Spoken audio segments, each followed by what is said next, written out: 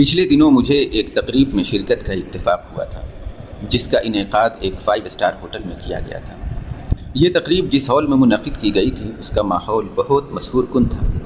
وسیع ہال، بڑے بڑے خوبصورت فانوس، تبیض قالین، ٹھنڈی فضا، خوش رنگ پردے اور دیواریں، اور ان سب کے ساتھ ایک نہایت پرتکلف عشائیہ۔ میں اس محفل میں بیٹھا یہ سوچ رہا تھا کہ اس طرح کے ماحول میں ایسی محفلیں دنیا بھر میں عام ہوتی ہیں، مگر ان میں ہر کس و ناقص کو داخل ہونے کی اجازت نہیں ہوتی۔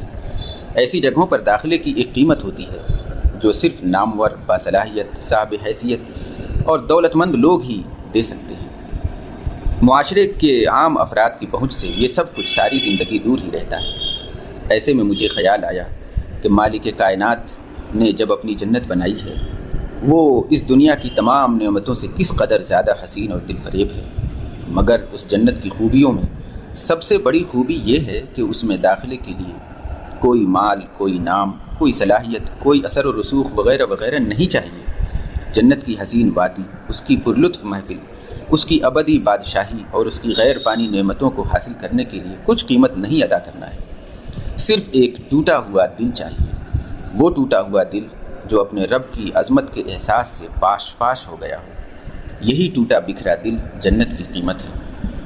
وہ دل جس میں اخلاص ہو، رب کی سچی چاہت ہو، اس کی اطاعت کا جذبہ ہو، اس کے نام پر مر مٹنے کی خواہش ہو، اس کے عہد کی پاسداری ہو، اس سے وفا کا عزم ہو، اس کی رحمت کی امید ہو، اس کی پکڑ کا خوف ہو، اس سے ملاقات کا شوق ہو، اس کے رسول کی اطاعت ہو، محبت ہو، عشق ہو، اس کے دین کی حمیت ہو، اس کے نام کی غیرت ہو، اور اس کے فردوس اور ابدی جنت کی رغبت ہو۔ بس یہی دل چاہیے ہمارے رب کو۔ لوگ ٹوٹی ہوئی چیزیں پھینک دیتے ہیں، مگر خدا ٹوٹے ہوئے دل کو سب سے زیادہ پسند کرتا ہے، اتنا پسند کہ اس کے بدلے میں اپنی سب سے بڑی نعمت فردوس کی ابدی بادشاہی دینے کو تیار ہے۔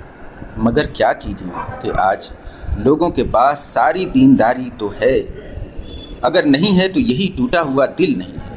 بہت کم لوگوں کے پاس یہ قیمتی دولت ہے جو ہمارے رب کو پسند آتی ہے۔ علامہ اقبال نے کیا خوب کہا ہے، تو بچا بچا کے نہ رکھ اسے، تیرا آئینہ ہے وہ آئینہ کہ شکستہ ہو تو عزیز تر ہے نگاہ آئینہ ساز میں۔